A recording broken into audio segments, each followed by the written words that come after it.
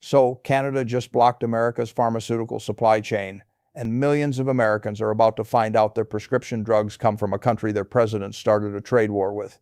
Prime Minister Carney announced at 8 a.m. this morning that Canada is suspending all pharmaceutical exports to the United States, active ingredients, finished generics, insulin intermediaries, the cross-border pharmacy pipeline, effective in 72 hours.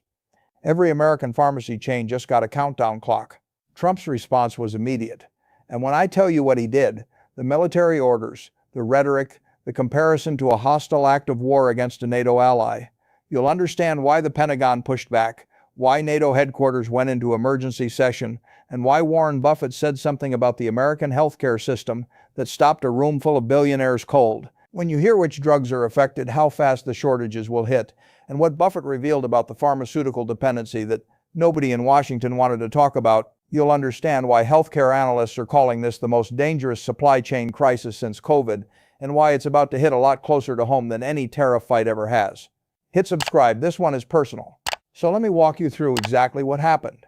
Carney held the press conference in Ottawa at 8 a.m. Eastern. He stood behind the podium flanked by the health minister on his left and the trade minister on his right, and his tone was something the world has come to recognize from this prime minister: calm, measured, completely devoid of emotion. He said, Canada has been a reliable pharmaceutical partner to the United States for over 50 years. We have supplied active ingredients, manufactured generic drugs, processed insulin compounds, and provided affordable prescription access to millions of American citizens. We did this as partners, as neighbors, as allies, but we cannot continue to supply the healthcare needs of a nation whose government treats us as an economic adversary. The legal mechanism is something most Americans have never heard of.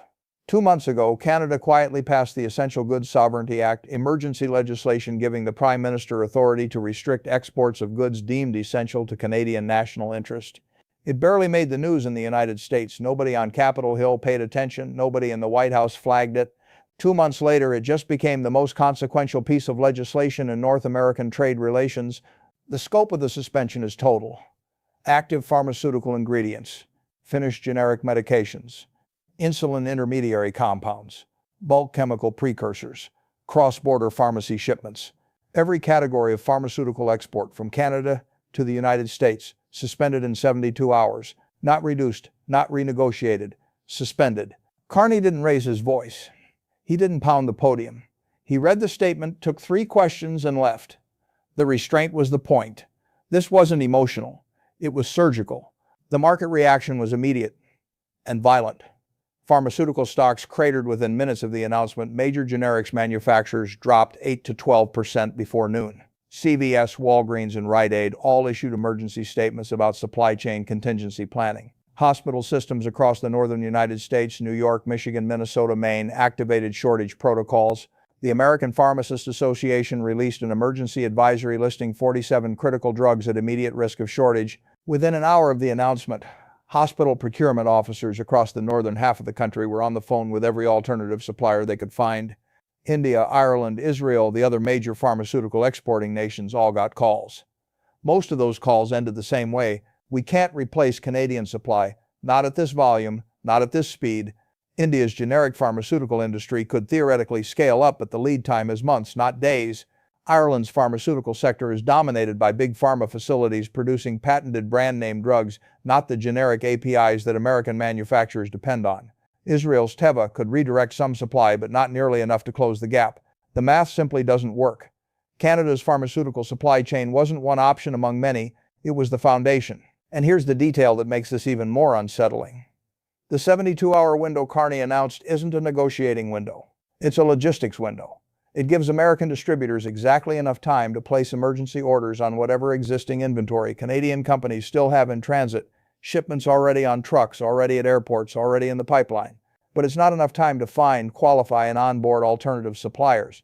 72 hours is enough to panic. It's not enough to adapt, and that asymmetry was clearly intentional. Now, this is Carney's direct response to Trump's latest tariff escalation. A 35% surcharge on Canadian manufactured goods announced the previous week. But Canada didn't do this without warning. There were 3 separate diplomatic communications over 2 months, each escalating in severity. The first was polite. The second was firm. The third was explicit. If the tariffs on manufactured goods proceed, we will restrict pharmaceutical exports. The tariffs proceeded. The restriction followed. Nobody in Washington can say they weren't warned. But the tariff escalation was just the trigger. The real reason Canada could do this, the reason this weapon exists at all, is something most Americans have never heard of. And once you understand the pharmaceutical dependency that's been building for decades, you'll understand why this crisis was always inevitable. Let's start with active pharmaceutical ingredients, because this is where the whole thing begins. APIs are the raw chemical compounds that become finished drugs, the actual active molecules that make your medication work. Without the API, there is no pill, there is no injection, there is no treatment. It's the difference between medicine and a sugar tablet. Canada is the largest processor of active pharmaceutical ingredients in North America. Facilities in Montreal, Toronto, and Calgary handle API purification and formulation for dozens of generic drugs sold in American pharmacies. Apotex, the Canadian generics giant, the largest pharmaceutical company in Canada and one of the largest generics manufacturers in the world, supplies API compounds to dozens of American drug manufacturers. When Apotex stops shipping, the American companies that buy those compounds can't make finished pills. The production lines slow, then they stop, and these aren't specialty drugs for rare conditions. These are the most prescribed medications in the United States. Metformin, 90 million American prescriptions per year for diabetes management. Lisinopril, 104 million prescriptions per year for blood pressure. Atorvastatin, 94 million prescriptions per year for cholesterol. Amoxicillin, one of the most commonly prescribed antibiotics in the country. These are the drugs that half of American adults over 50 take every single day. And the active ingredients come from Canada. Think about that. The blood pressure pill your father takes every morning. The diabetes medication your mother depends on. The cholesterol drug your doctor says you can't skip. The raw ingredients for those pills were processed in a Canadian facility that just got a 72-hour shutdown order. But that's not even the most terrifying part, because now we need to talk about insulin. 37 million Americans have diabetes. Of those, 8.4 million require insulin to survive, not to manage symptoms, not to improve quality of life, to survive. Without insulin, a type 1 diabetic can go into diabetic ketoacidosis within days and die within weeks. This is not a lifestyle medication. This is a lifeline. Novo Nordisk's Canadian manufacturing facility in Mississauga, Ontario, produces insulin products distributed throughout the North American market. Eli Lilly sources critical intermediary compounds from Canadian pharmaceutical suppliers. Sanofi's Canadian operations feed directly into the continental insulin supply chain. These three companies control the vast majority of the global insulin market, and all three have significant Canadian dependencies. Current U.S. insulin inventory sits at approximately 4 to 6 weeks of supply at normal distribution rates. If Canadian insulin exports stop for 72 hours, hospitals start rationing within 3 weeks. If they stop for 30 days, people start dying. That is not hyperbole. That is not speculation. That is what endocrinologists are telling the Department of Health and Human Services right now. The American insulin market has no rapid alternative. Domestic production capacity covers roughly 40% of demand. The rest is imported, with Canada as the primary North American source. There is no switch to flip. There is no backup supplier sitting in a warehouse waiting for a phone call. The dependency is structural, physical, and immediate. America does not make enough insulin to keep its own diabetics alive. That is the sentence that should terrify every policymaker in Washington. And until this morning, almost none of them knew it. And the cruelty of an insulin shortage is that it doesn't hit everyone equally. Wealthy diabetics will stockpile. They'll pay whatever it costs. They'll fly to Europe if they have to. But the single mother in Toledo making $38,000 a year, already paying $300 a month out of pocket for her son's insulin, she can't stockpile. She can't fly to Europe. She can't absorb a price spike. She's the one who shows up at the pharmacy and hears the words no parent of a diabetic child ever wants to hear. We're on back order. We don't know when it's coming in. That's not an economic statistic. That's a mother standing in a CVS trying not to cry. And there are 8.4 million stories like that across this country. Each one a person whose life depends on a supply chain that just got severed by a trade war they had no voice in. Each one now counting their remaining vials and doing the math on how many days they have left. And then there's the cross-border pharmacy pipeline, the one that hits the most vulnerable Americans hardest. Millions of Americans, especially seniors, uninsured workers, and underinsured families, buy their prescription drugs from Canadian pharmacies because the exact same medications cost 50 to 80% less across the border. States like Florida, Maine, Vermont, Colorado, and New Hampshire have formal state-authorized Canadian drug importation programs. The informal market is even larger. Online Canadian pharmacies serving millions of American customers who simply cannot afford American drug prices. When Carney shut down pharmaceutical exports, he didn't just threaten hospital supply chains. He cut off the affordable drug pipeline that millions of Americans, most of them elderly, most of them on fixed incomes, depend on to afford their medication. These are people who drive to Windsor or order from Canadian pharmacies because they literally cannot afford what American pharmacies charge. A retired teacher in Bangor, Maine, making $1,800 a month on Social Security, paying $420 a month for 3 prescriptions at a U.S. pharmacy, or $86 for the same drugs from a Canadian pharmacy in New Brunswick. That's the difference between eating and not eating, between heating the house and not heating the house. And that lifeline just went dark. The cross-border pharmacy trade exists for one reason. The same pill made by the same company with the same active ingredients costs dramatically less in Canada because Canadian law allows the government to negotiate drug prices. American law does not, so Americans who can't afford American prices drive north or click a Canadian website. It's not a loophole, it's a survival strategy, and now it's gone. Now, Warren Buffett responded to all of this, and his reaction was unlike anything we've heard from him in this entire trade war saga. He was at a healthcare industry conference in Omaha. Berkshire Hathaway has significant healthcare holdings, so Buffett stays engaged with the sector. When a moderator asked him about the Canadian pharmaceutical blockade, he paused. A long pause, uncharacteristic for a man who always has a folksy anecdote or a sharp one-liner ready. And then he said this, I've talked a lot this year about capital flows and trade balances and investment confidence, numbers. I'm comfortable with numbers. But this isn't about numbers anymore. This is about a 67-year-old woman in Dayton, Ohio, who needs insulin to stay alive and whose supply just became a bargaining chip in a tariff dispute. I don't have a folksy way to say this. That's morally obscene. Morally obscene. Those are the 2 strongest words Warren Buffett has used in the entirety of this trade conflict. Not strategically unwise. Not economically irrational. Morally obscene. The Oracle of Omaha, the man famous for reducing everything to balance sheets and compound interest, just made a moral judgment. And the room went silent. He continued, How did we get here? How did the most powerful country on earth end up dependent on a neighbor for its own medicine supply? I'll tell you how. We spent 30 years letting pharmaceutical companies offshore production to wherever the margins were highest. We let the supply chain stretch across borders because it was cheaper. We celebrated the efficiency. And nobody, not one president, not one Congress, not one health secretary ever asked the question, what happens if that supply gets cut off? He paused again. Well, now we know, but then Buffett pivoted. And this is where it got pointed. Now, every president before this one managed to maintain the relationship with the country that supplies our medicine. It took a trade war to turn a supply chain vulnerability into a supply chain crisis.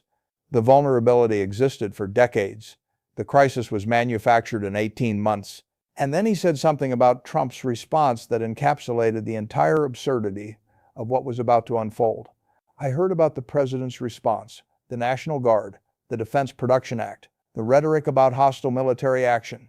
And I thought, this is what happens when you don't understand supply chains. You can't point a soldier at a pharmaceutical compound. You can't invoke emergency powers and make insulin appear.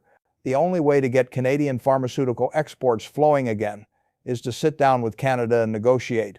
Everything else is theater. Dangerous, expensive, alliance-destroying theater. He finished with this. I've said hard things this year. I've used words like obituary and demolish, but this is different. When your trade policy starts threatening people's access to medicine, when a diabetic in Ohio or a cancer patient in Michigan becomes a casualty of a tariff dispute, you've crossed a line. And I don't know how you come back from that. That last sentence landed differently than anything Buffett has said before. In previous statements throughout this trade war, he's been clinical, professorial, mournful, even cautiously hopeful. He's diagnosed capital flight, mapped economic dependency, mourned the erosion of American leadership. But I don't know how you come back from that. That's bewilderment. That's a 94-year-old man who has seen every economic cycle, every crisis, every boom and bust that American capitalism has produced over the last 7 decades, admitting he doesn't have a framework for what's happening now. Not because the economics are unprecedented, supply chain disruptions happen, but because the moral dimension is unprecedented. A trade war causing pharmaceutical shortages that threaten human lives. In his experience, that has never happened between allied nations, and it shouldn't have happened now. The room at the conference, healthcare executives, hospital administrators, pharmaceutical industry leaders, was completely still. Several people later described it as the moment the trade war stopped being an economic story and became a human story. Buffett had made it personal. A 67-year-old woman in Dayton, not a GDP statistic, not a market indicator, a person. And when the most respected capitalist in America tells a room full of healthcare billionaires that what's happening to that woman is morally obscene, something shifts. The framing changes. The conversation changes. You can't go back to talking about trade balances after that. Now let's talk about what Trump did. Because Buffett was right.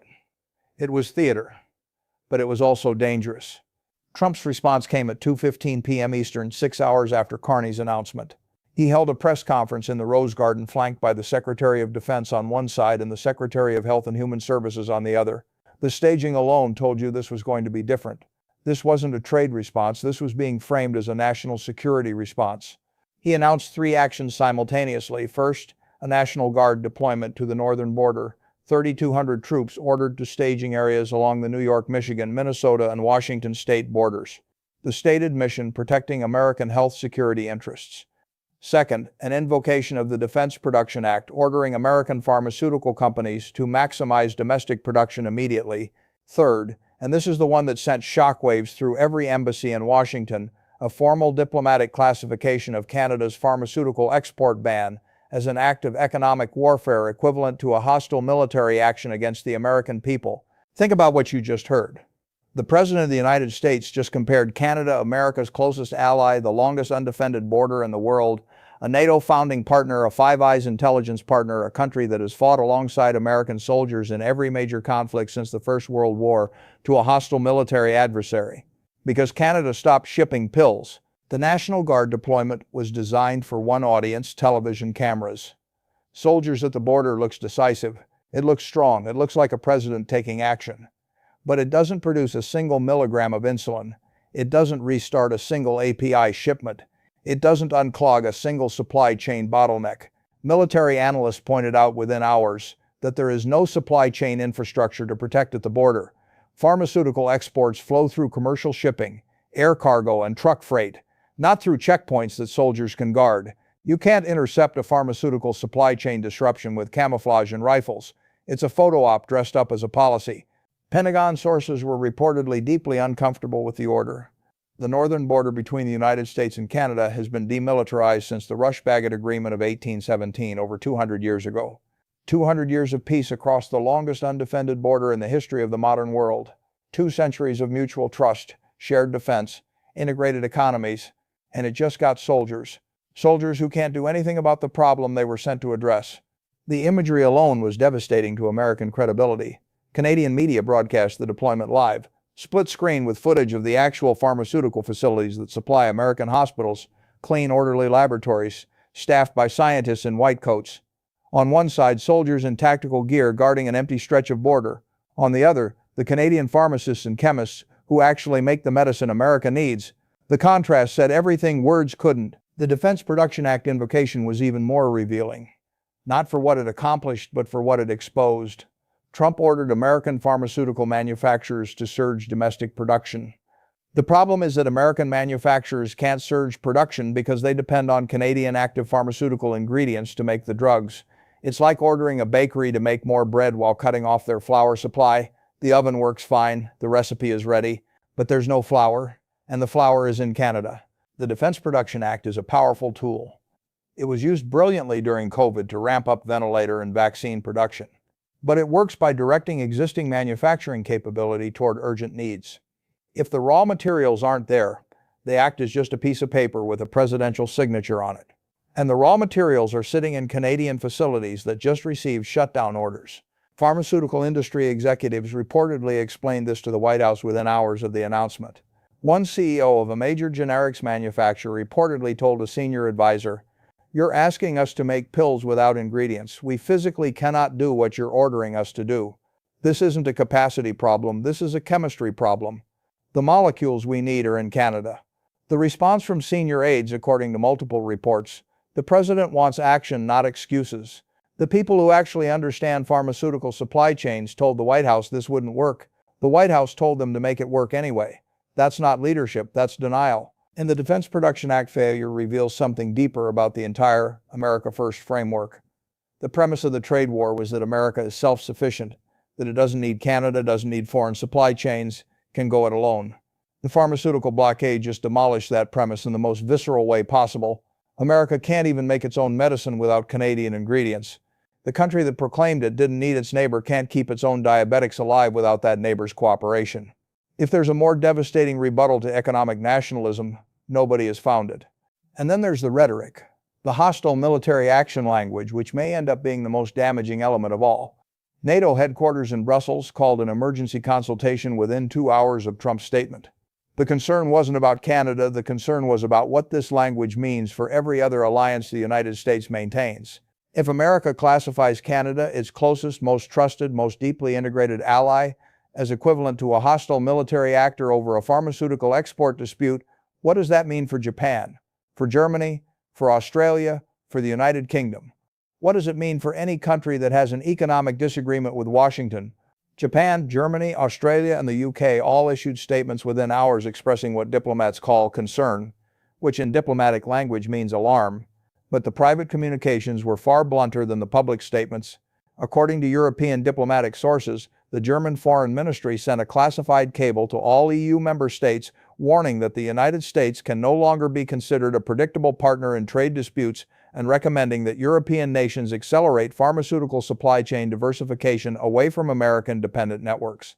Japan's trade ministry reportedly convened an emergency meeting to assess whether Japanese pharmaceutical companies with American manufacturing operations should begin contingency planning for politically motivated supply chain disruptions. When you call your closest ally a hostile military actor over a pharmaceutical export dispute, you haven't just damaged one relationship. You've told every ally on Earth that their alliance with the United States is conditional, fragile, and one trade dispute away from being classified as hostility. Every ambassador in Washington heard that message. Every foreign ministry in the world updated their threat assessments. And the cascading effect is something no National Guard deployment can contain, because the damage isn't at the border. It's in the confidence of every nation that ever trusted the United States to be a rational partner. The fallout is already cascading through every system that touches pharmaceutical supply. Within 24 hours of Carney's announcement, hospital procurement systems across the northern United States activated shortage protocols. The Cleveland Clinic, Mayo Clinic, and Mass General all issued internal memos about potential drug rationing timelines. Generic antibiotic supplies 3 to 4 weeks of inventory at current usage rates. Insulin 4 to 6 weeks before rationing becomes necessary. Chemotherapy compounds with Canadian-sourced APIs, some as little as 2 weeks of supply. A cancer patient at Memorial Sloan Kettering doesn't care about tariff policy. They care about whether their next chemotherapy infusion is going to be available. And right now, the procurement team at that hospital cannot guarantee it will be. Let that land for a moment. We're not talking about trade deficits or GDP projections or stock market fluctuations. We're talking about whether a cancer patient gets their treatment, whether a diabetic gets their insulin, whether a child with an ear infection gets antibiotics. That's what this trade war just became. CVS announced it would begin limiting prescription quantities, 30-day supplies only, no 90-day refills until further notice. Walgreens activated its critical shortage contingency for the first time since COVID. State-authorized Canadian importation programs in Florida, Maine, and Vermont all frozen. Millions of seniors who depended on affordable Canadian drugs are now facing full American prices overnight. A 90-day supply of brand-name insulin in the United States cost approximately $900. The same supply from a Canadian pharmacy cost $120. That $780 difference per quarter is now hitting the budgets of retired Americans on fixed incomes. People who structured their entire financial lives around the assumption that they could get their medication affordably from across the border. The people hurt worst by this aren't wealthy. They're not politically powerful, they're not connected, they're elderly people on Social Security who crossed the border or ordered online to afford their medication. And they just became collateral damage in a trade war they had no part in starting. NATO's emergency consultation resulted in a joint statement urging immediate de-escalation and diplomatic resolution.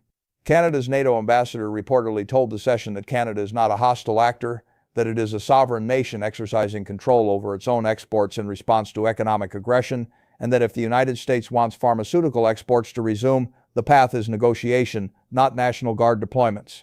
The Five Eyes intelligence sharing arrangement, the most sensitive and closely guarded intelligence alliance in the world, binding the United States, Canada, the United Kingdom, Australia, and New Zealand, is now under strain in ways that intelligence officials describe as unprecedented. Australia's Prime Minister publicly stated that militarizing a trade dispute with your closest ally is not the behavior of a reliable partner. Every alliance America has built since 1945 is based on a single premise. The United States does not treat its allies as enemies. Trump just violated that premise. Not with Russia, not with China, not with Iran or North Korea, with Canada, and every other ally noticed. The domestic political reaction was almost as damaging. Republican senators from border states, New York, Michigan, Minnesota, Washington, were flooded with calls from constituents who suddenly realized their prescription drugs were at risk.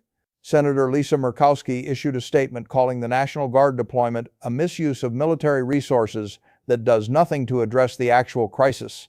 3 Republican House members from Michigan held a joint press conference demanding immediate negotiations with Ottawa.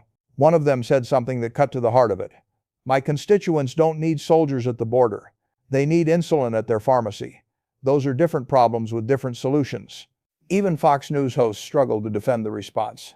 One anchor asked a White House spokesperson on air, "Can you explain how National Guard troops at the border will help a diabetic in Iowa get her insulin?" The spokesperson pivoted to talking points about national security. The anchor asked the question again. The spokesperson pivoted again. The clip went viral, not because of the question, but because of the absence of an answer. The diplomatic channels between Ottawa and Washington are described as open but frozen. Canada has stated clearly that it will not negotiate while National Guard troops are deployed at the border. Carney's conditions are straightforward.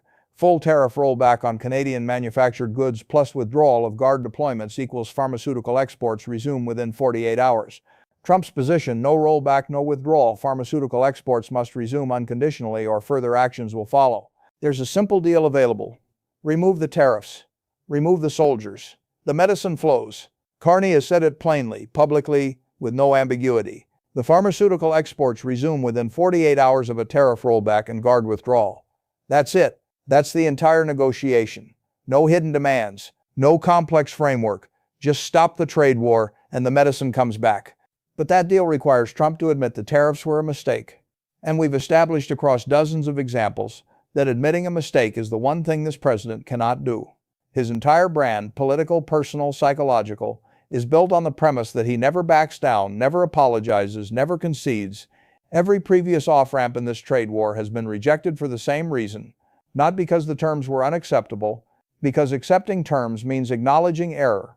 And for this president, acknowledging error is existentially impossible. So the hospitals plan for rationing. The pharmacies limit prescriptions, the seniors calculate whether they can afford their medication at American prices. Endocrinologists start making lists of which patients get insulin first if supply drops below critical thresholds. Oncologists start having conversations with patients about whether their next round of chemotherapy can be guaranteed. And the clock keeps ticking.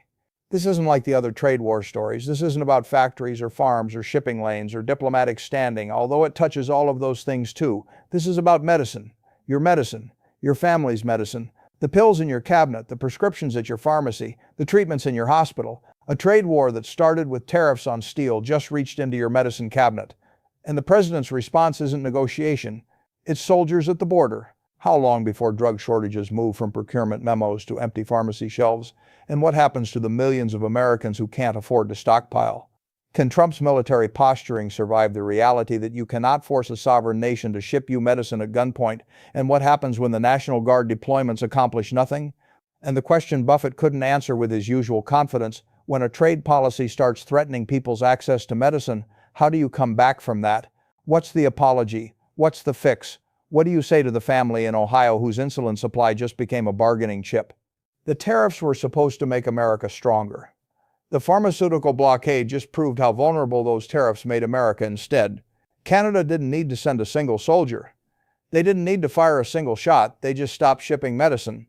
And the most powerful country on earth is now scrambling to figure out how to keep its own people healthy without the help of the neighbor it picked a fight with. The clock is ticking. 72 hours and counting.